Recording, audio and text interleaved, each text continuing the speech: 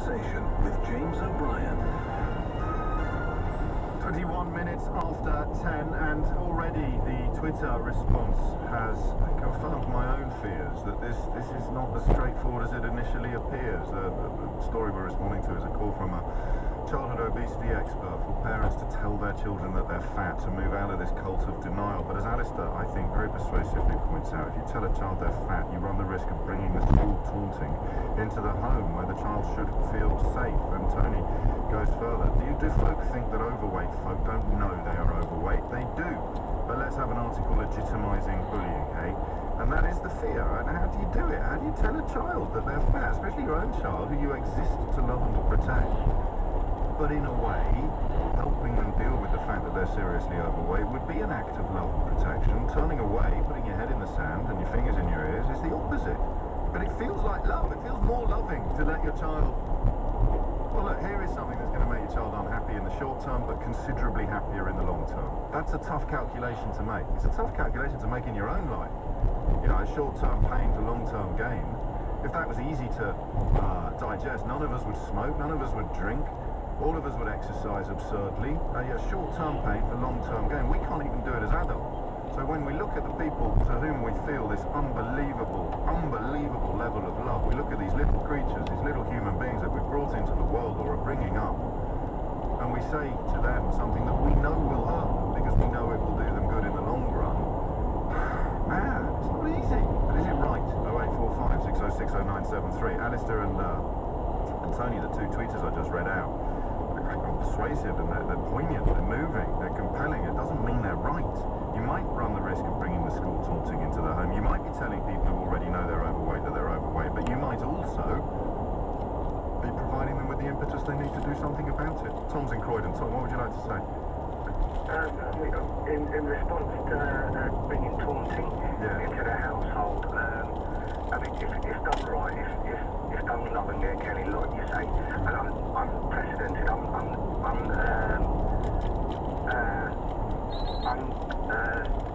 can't put into words how much you love your children, and anybody who's had children will know that. Anyone who's had parents, arguably. Yeah, you're not out to taunt your children at all, and I think if done lovingly and done right, and I mean, my eldest child is 6. He's not even fat, a little bit chunky around the belly. That's fat. It is. Sorry, it is fat. on a 6-year-old, that's fat. No, yeah. Well, okay, yeah, I see what you're saying. I'm only being brutal. I don't want people to think... He's clinically, in any way, no, I understand. affected. I understand, but the first thing this expert said that parents do is to say phrases just like the one you use. So I'm not giving you a coaching or bullying you. I'm just sort of being the devil's advocate. So I'm not comfortable in this role today, but I'm gonna do my best to fill it. No, of course, and I understand what you're saying. But anyway, back to the point. He is fat, and we've taken to telling him, you know, we use the term fat and we use the term overweight. We don't use it, we don't make any mention to his physical appearance, we don't make any mention to teasing or, you know, having trouble making friends with anybody or anything like that. It is simply a reference of, you know, you have more weight than you should. How does he respond? Does he understand? He's responded very well, because at the end of the day we say to him, you know, you don't want to get fat and get unhealthy, get unwell, you want to stay healthy and well. We love to go and ninja is a big thing in our house, ninjas. And we say, you know, train like a ninja. Ninja? Like a CrossFit Ninja and Lego? Yeah, it's Lego, little ninja Lego figurine. That was supposed to be a joke. I had no idea it existed. Okay, so that's brilliant, because you can say you can never be a ninja if you have another biscuit. Yeah, and stuff like that. And it's never ever related in a demeaning way. He never takes it in a demeaning or offensive way. Yeah, because his response is always positive. He's always got a smile on his face. We always say it to him with a smile on our face. It's not about him being picked upon in the house. It's not about him being singled out. We include everybody in the conversation, because we have at home with my with my mum and their grandma. The grandma is fat, heavily fat. Not listening. Doesn't actually know it. She's an adult like the rest of us. We talk about it. You know, there are concerns. And we include everybody. I want a bit of excess fat. I include myself in it. We also include ourselves in part of the solution as well. So he's not in any way singled out or left out. I get it. Of a family. I think you're getting it right. Actually, but oddly, I mean, you've pushed me back towards where I began, which was that there is probably a time and a place, and what you've reminded us of is that with so many potentially difficult issues in life, it's a heck of a lot to do with context and content. It's not whether you should do it, it's how you should do it. And it sounds to me, Tom, I hope you'll allow me to say this, it sounds to me that you're doing it pretty close to perfect. John's in Canning Town. John, what would you like to say? Yeah, morning, James. What it is, cinemas at school's not been allowed to get around to use the word obese, is it? Yes. I mean, I received a letter from my child's school about 3 or 4 weeks ago telling that my son was actually obese. They use the word obese. They use the word obese, it's actually in writing. And they've actually called in the social service. My child has been put on a child protection plan under the heading of neglect. Because of his weight? Because of his actual weight. I mean, he comes from a big family. I'm a big man, I'm 24 son. His grandfather, everyone in one side of the family and his other side of the family are very big people. How old's the lad? He's 78 in November. So you've got social services coming into your life accusing you of neglect because your son is fat? Because my son is overweight, which the school brought in. Don't get me wrong, James, he is overweight. How big is he, John? Well, he's 6 stone and he's 7 years of age. Yeah, that does sound quite big. He is a very big boy, but at the end of the day, there's no need. I hate that word. I've grown up with that word all my life. I hate it. What, fat or obese? No, obese. I can't stand that word. It's a disgusting word to use. I mean, I'm keep saying he's getting big, he's done like daddy. Daddy's got pains in his knees, he can't get up off the settee. You know, it's just ringing up about that word. Disgusting word to use. Well, I understand your pain. I do. And obviously, having heard it all your life and not tackled your own weight problems means it hasn't helped. But if I mean, how do you feel about social services being involved? Because I think it's disgusting. well, hang on. Let me. Don't shoot me down. You're not going to like what I'm going to say, but you've had 7 years to sort it out yourself. Maybe it's time to call in the experts. I mean, my parents and mother passed away. The rest of the soul, but I was brought to doctors. I was brought to hospital for weight, stuff like that. Nothing ever to become. I don't know if it's an excuse, but I come from a family. My family are Irish. They're all big men. Well, yeah, but they wouldn't be that big if they didn't eat that much. And I know, again, oh God, I shouldn't have ever bitten this one off, because it just puts me in the role of being nasty to people who are clearly already suffering quite enough, which is what you warned me would happen when you sent me the tweet saying this just runs the risk of extending the culture of bullying beyond. Does John sound to you like an unloving father? Does he sound to you like a neglectful father? He doesn't sound like that to me, not by any stretch of the imagination, but he does sound like a man who's in a little bit, perhaps, of denial, and who is better placed, perhaps, to advise on what would help a fat child, an overweight child, grow up not to be an overweight adult than those of us who aren't living it. And I'm going to use it, even though it sounds a little bit inappropriate. This is the radio programme that talks to the people who are living the stories in the news, not the people merely reporting on them. It's 10:30.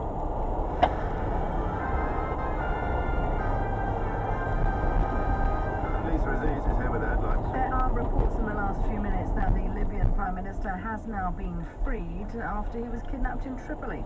Aliaj was seized by gunmen from a hotel in the capital at dawn this morning.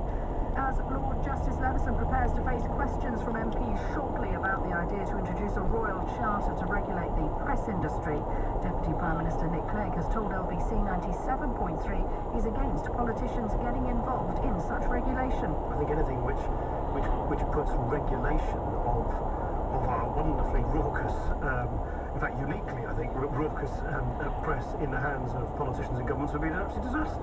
Energy giant SSE is increasing gas and electricity prices by an average 8.2%, the first of the 6 major suppliers to announce a rise this autumn. It'll mean an extra £2 a week for its dual fuel customers from next month. Uswitch has called it a crippling price hike. Thousands of travellers are facing long delays at London airports because of a one-day strike by French air traffic controllers. Ryanair's had to axe more than 70 flights to France, Spain and Portugal, while EasyJet was forced to cancel more than 50 services due to the action that started at 5 a.m. At 10:15, the FTSE was up 33 at 63.71. London's travel delays continuing in Sydenham, with the A212 Sydenham Road closed between Newlands Park and Shrewsbury Road after an accident. And London's weather, a mix of sunny spells and showers, feeling cold in the strong winds this morning. Highs of 12 Celsius. Right now in Leicester Square, it's 10 degrees. LBC 97.3, it's 10:32.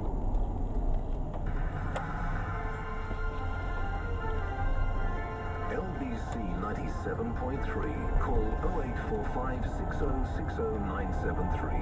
Text 84850. Tweet at LBC 973. This is London's biggest conversation with James O'Brien.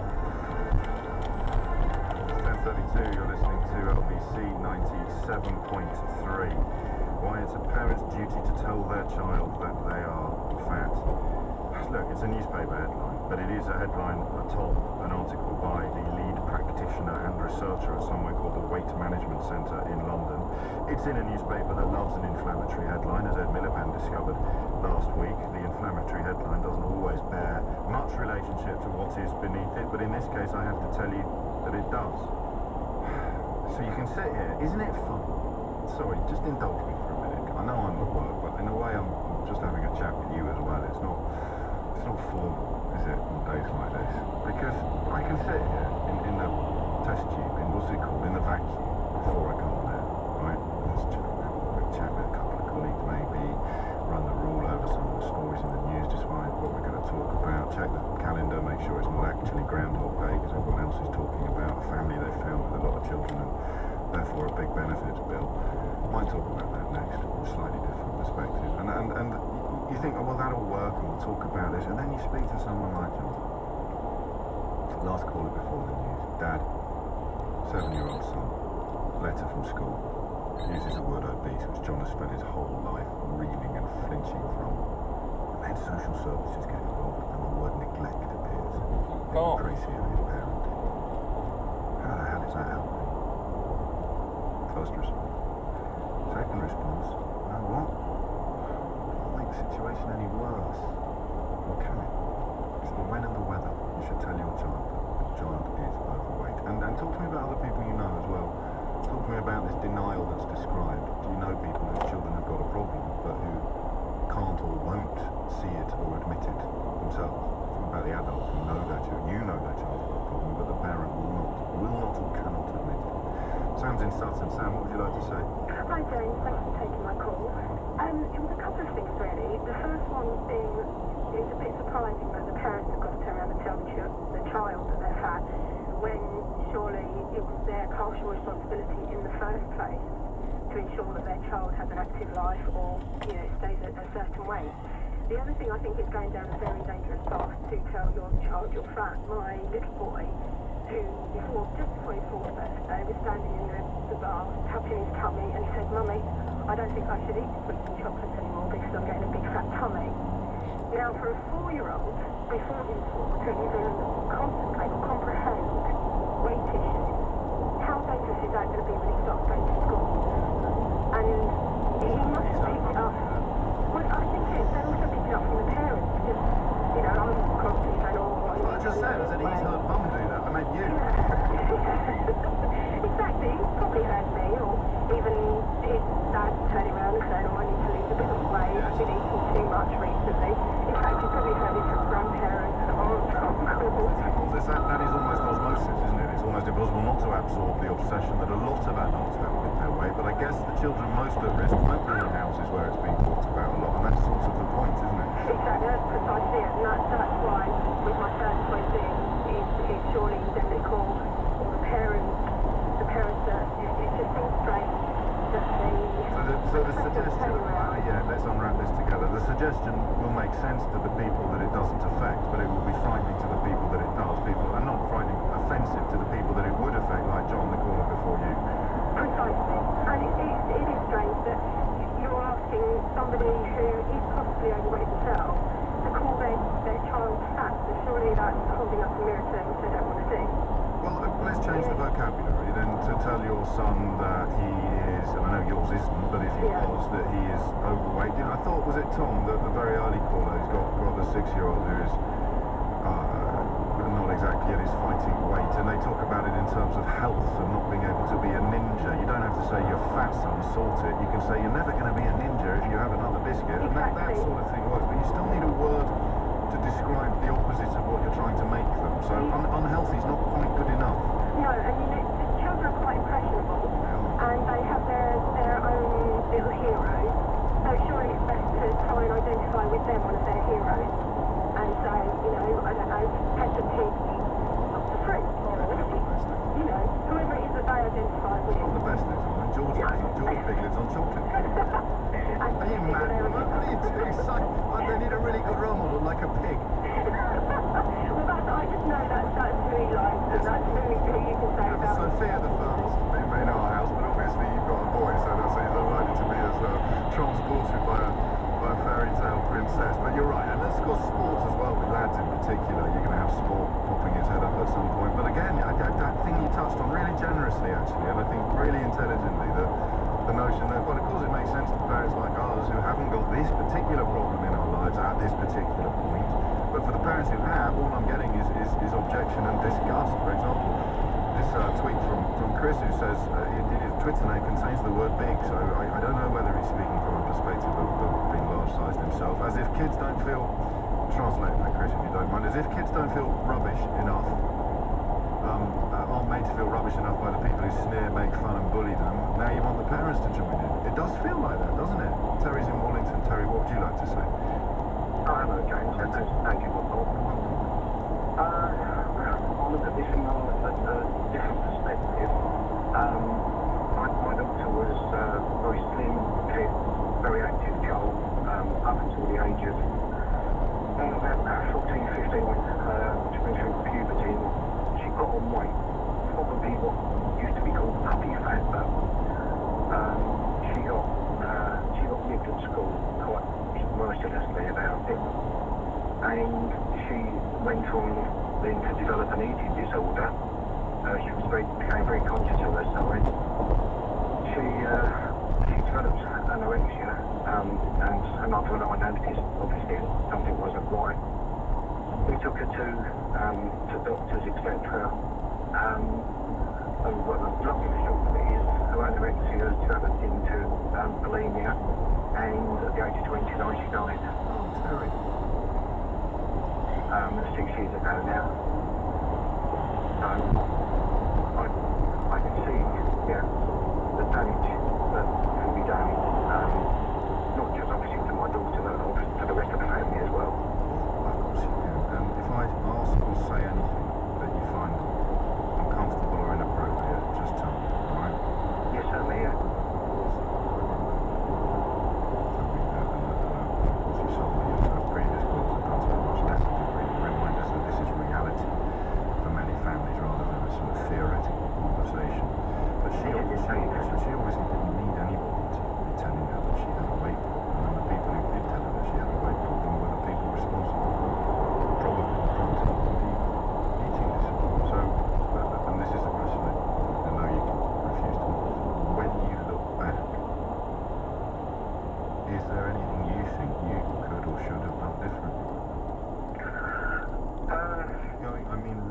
To that point you identified, that point of puberty when the weight came on. You always look back and wonder whether you could have done anything differently.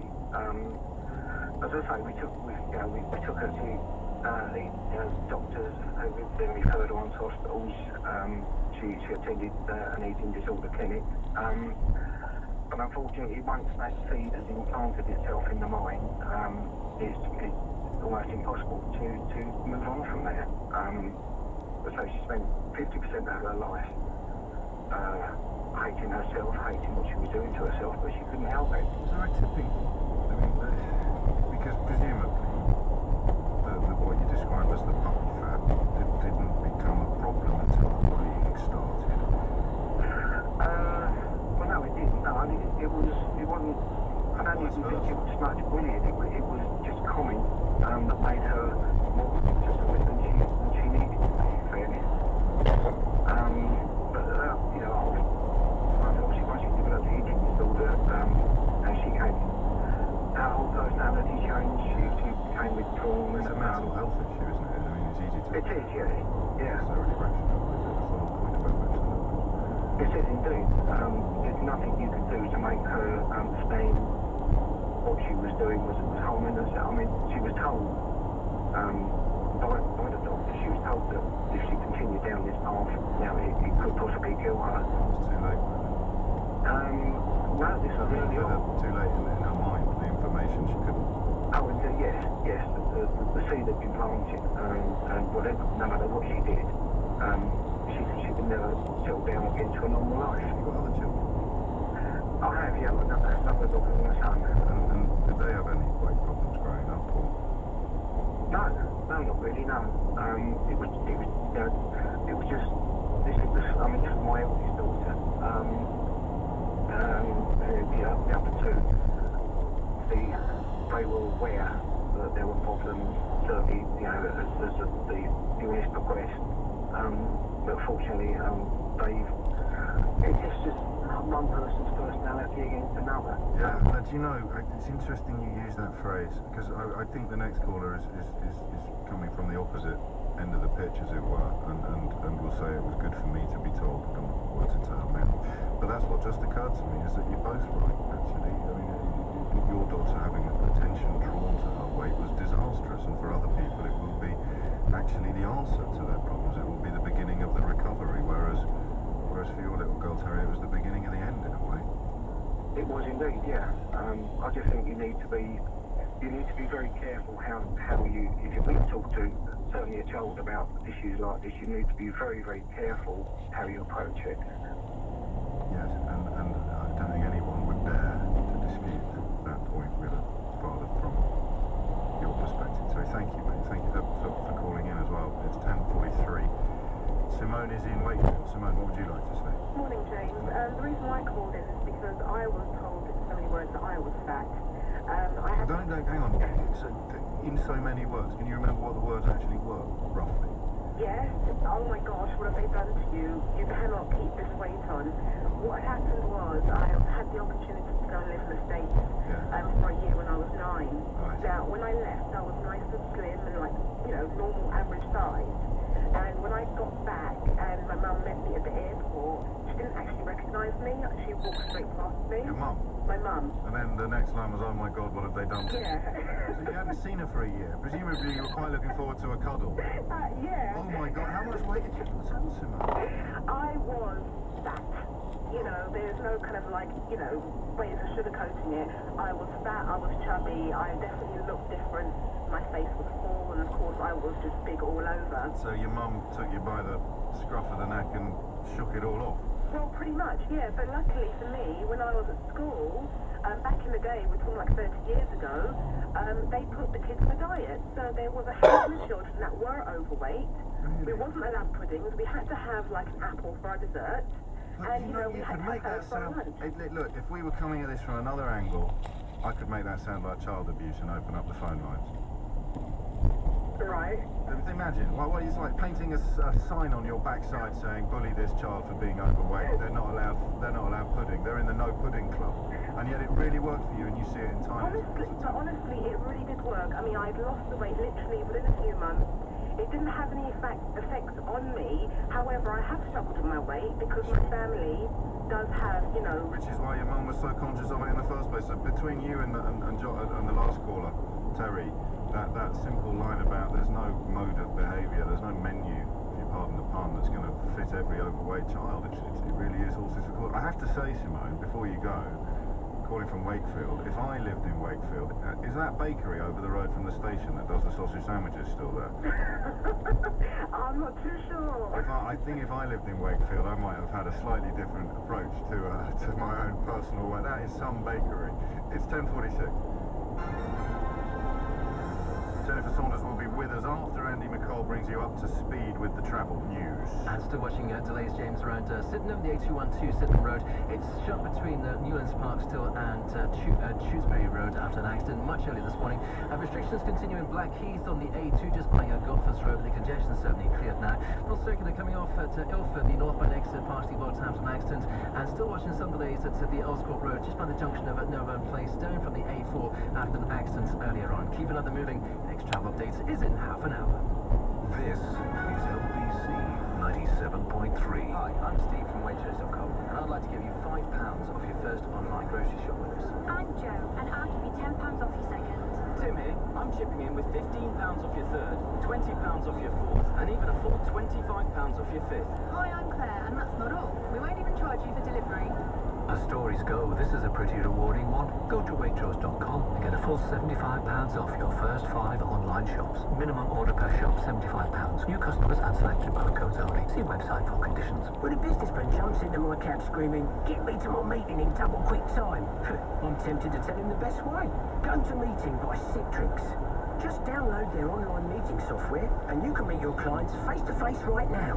You can even share your screen with them. Try it and see how much time and money you'll save. Now, doesn't one great tip deserve another? Discover the fast, easy way to online meetings from anywhere. Visit gotomeeting.co.uk for a free 30-day trial. This Saturday, there's another £10 million jackpot and another 1,000 raffle winners of £20,000. I got my ticket. Don't want to miss it. New Lotto. Get your ticket now. Lotto's now £2. Game rules and procedures apply. For more details on the game changes, go to nationallottery.co.uk. Players must be 16 or over.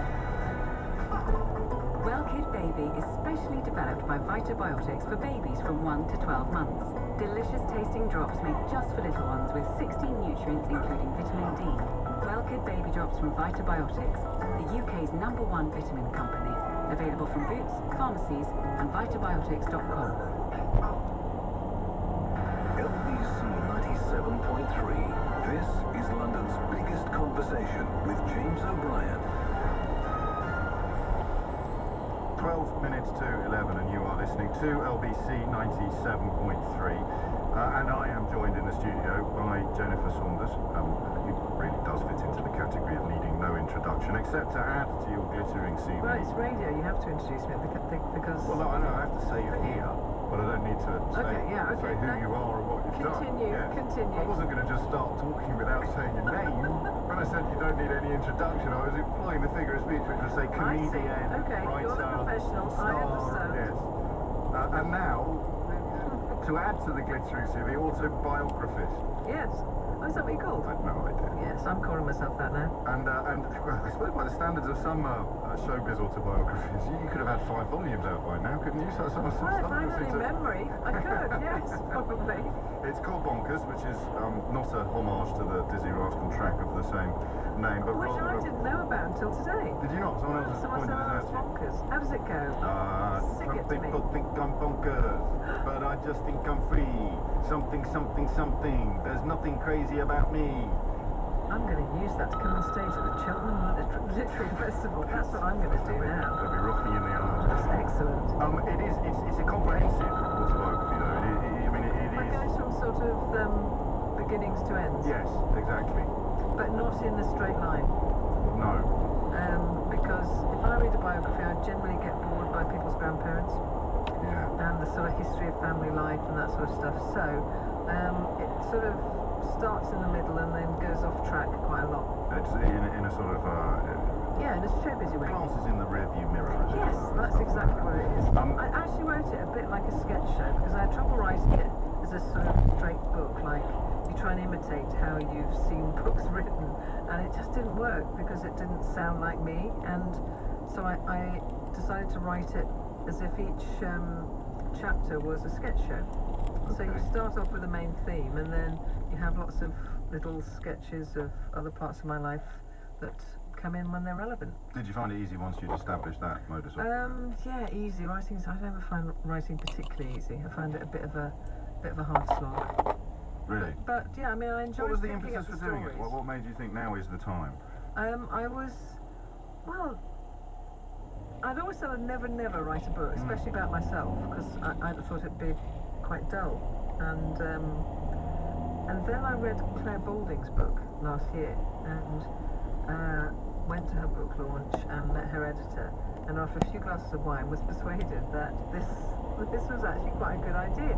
And I loved her book because I could see how you can write in your own voice and make that quite jolly. And I thought, well, if I can write it as if I'm writing comedy, the same way I would write comedy, then I could do it. So yeah, no, I was persuaded. You did the deal there and then. And I know what you mean, because I only got the book yesterday, so I haven't read it all yet. It's as if each chapter starts with a sort of a tableau, and I mean, there's one where you wake up in bed with your husband Adrian Edmondson, and then reflect back on how you got there, sodded off to holiday while your parents arranged your wedding in 6 weeks flat, and then of course that gives you insights into your parents and that relationship and your family background. So it's almost as if you sort of start off with a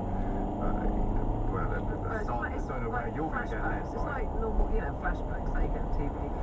Screen goes wobbly, and now we're back here. Yes, it is. I don't hesitate to say this, but it is the first thing you've punted out into the public arena since a rare stumble in your professional career. The Spice Girls musical wasn't unanimously well received. Does that matter when you've got so many novelists? It matters for that show, and it matters for everyone involved in that show. Of course, it does, hugely. But as far as all you can do is do your best, and some things work and some things don't. So did you think it was good? I really enjoyed it. Yeah, I presumed you did, because you wouldn't want to. No, I really enjoyed it, and I think it probably needed a few more weeks to sort of bed in, but it's just one of those things. Shows come off, shows go on. Yeah, and it's a brutal business. You don't get that much chance to evolve or improve, do you? Speaking of brutal, you also, while promoting this book and the difficulty in it, you're sort of harking back almost to the days. I imagine you don't think a career like yours could launch in the current climate of television. I think it's harder.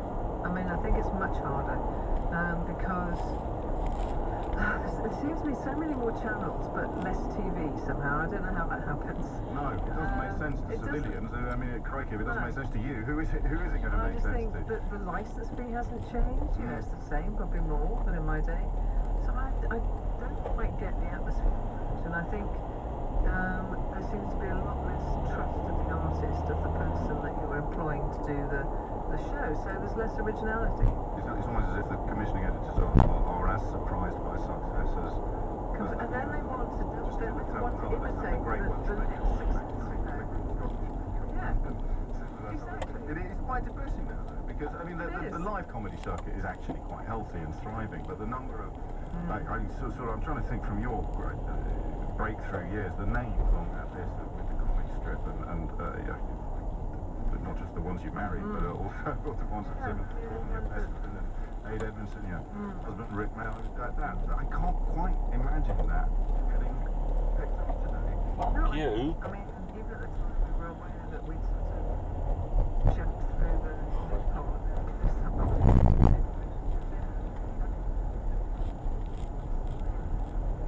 there was a lot of more sort of money splashing about for it, and but it closed up pretty soon after that. What do you have left on your to-do list? I mean, an autobiography is a sort of it's a bookend in a way, isn't it? I suppose so.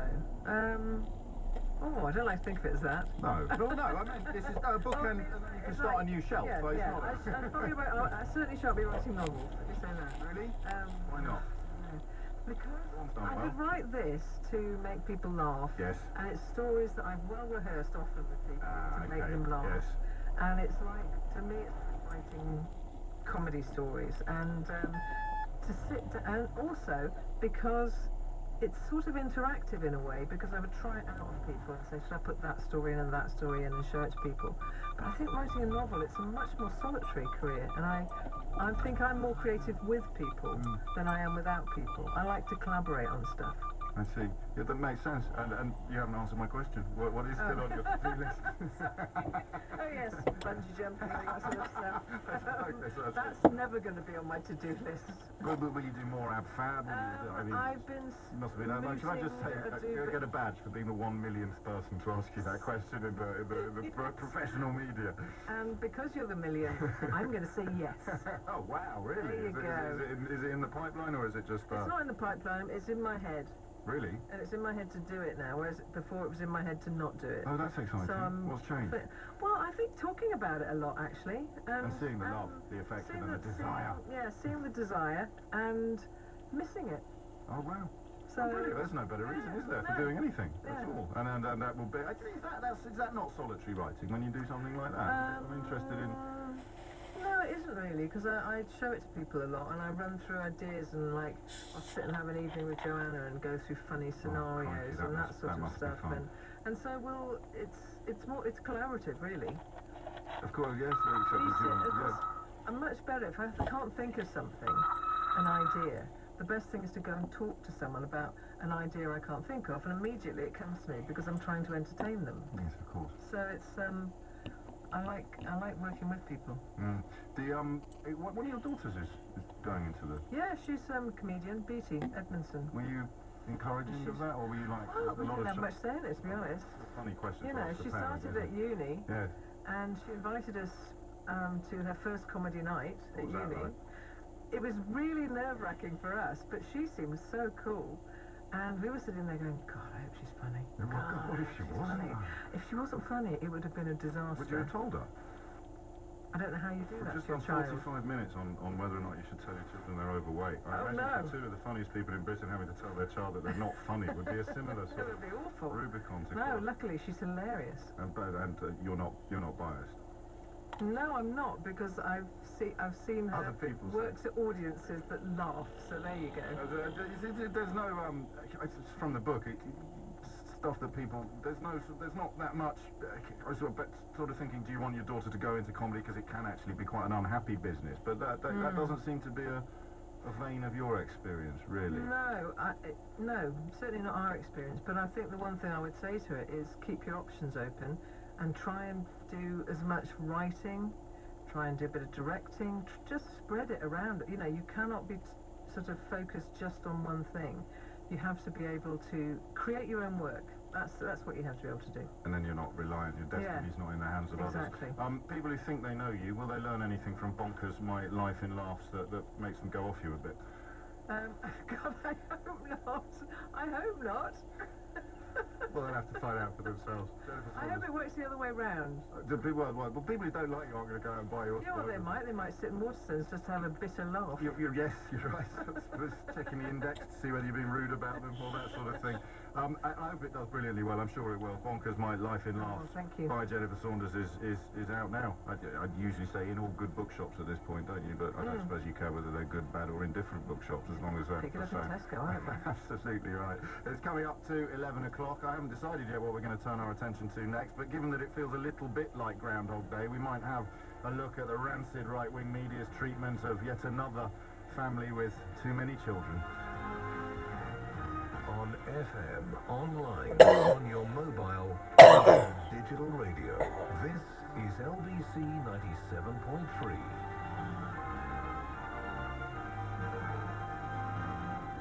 It's 11 o'clock. Good morning, I'm Eleanor Nags. Lord Justice Leveson is refusing to answer MPs' questions on the issue of introducing a royal charter to regulate the press. He's facing questions by the Culture, Media and Sport Select Committee. Sir Brian has clarified points in his report that says there is a red line. Not trying to be difficult. I'm not trying to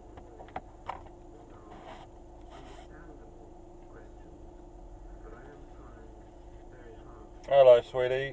Any chance you can close one of the Asta calls behind me? It's a duplicate, and I could do with all the spare calls I can have at the moment. I can't. I've got no timings yet, and I'm worried they're going to take it off me and close it.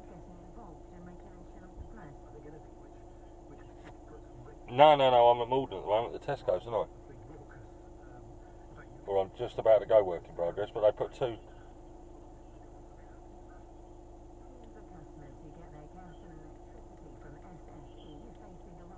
Yeah, just have a look at the comments. It's the same name with the same comments. Yeah. Right, okay, cool. Yeah, no worries. Cheers, darling. Ta-da.